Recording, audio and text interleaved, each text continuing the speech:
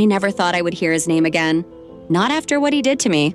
Not after the night that destroyed everything. But there it was, printed in bold letters on the wedding invitation in my trembling hands.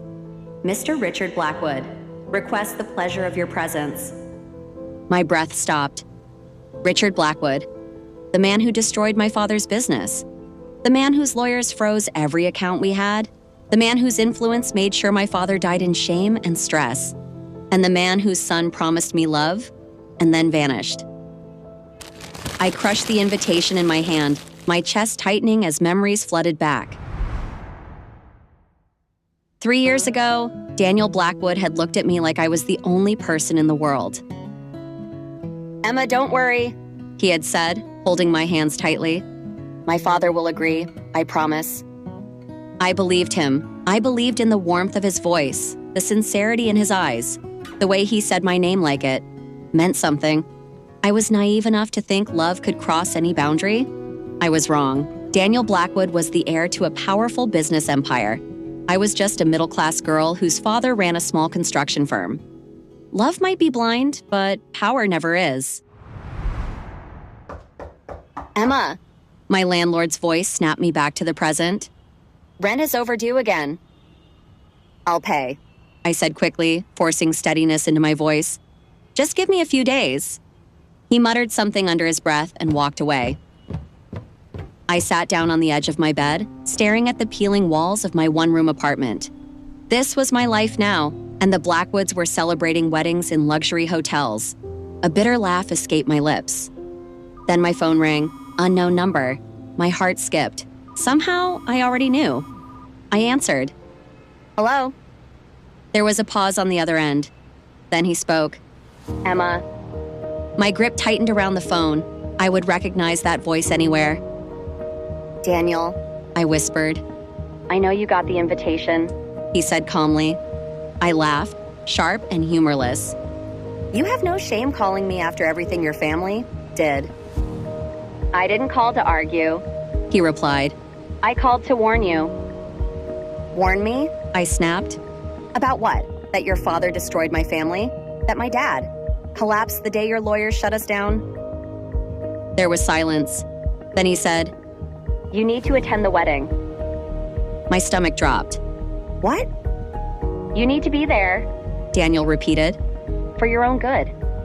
"You've lost your mind." "If you don't come," he said quietly, "my father will make sure you never work in this city again." My hand trembled. "Why are you doing this?" I asked. "Why are you still ruining my life?" There was hesitation in his voice this time. "Because you're not just a guest at this wedding, Emma." The line went dead.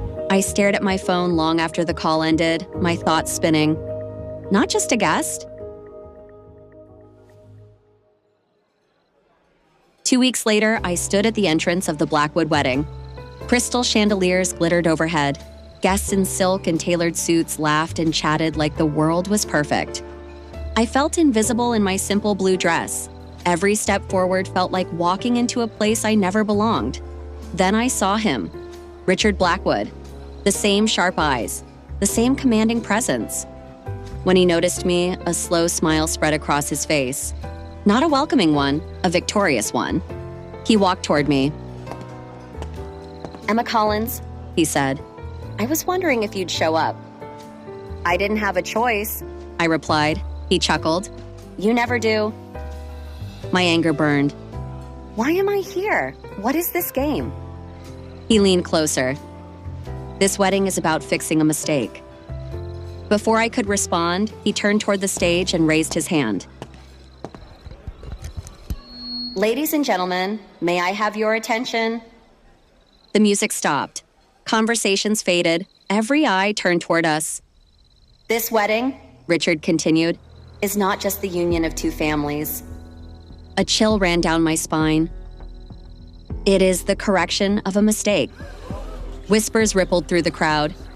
3 years ago, my legs felt just as weak as they did now. 3 years ago, he said calmly, my son made a choice without my permission. I could barely breathe. He fell in love with someone unsuitable. People glanced at me. Shame burned my face.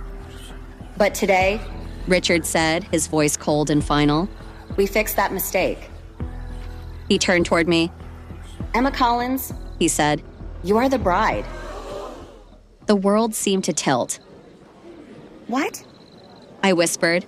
The crowd erupted in shocked murmurs. My heart pounded so hard it hurt. You will marry my elder son? Richard continued, unfazed.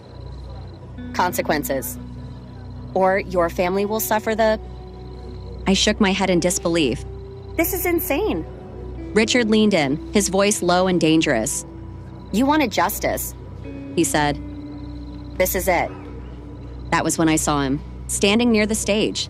Tall, silent, watching everything with unreadable eyes. Daniel's older brother, the man everyone feared, Alexander Blackwood. He looked at me like I was a contract already signed. In that moment, I understood the truth. This wedding wasn't about love. It was about control, and I was the sacrifice.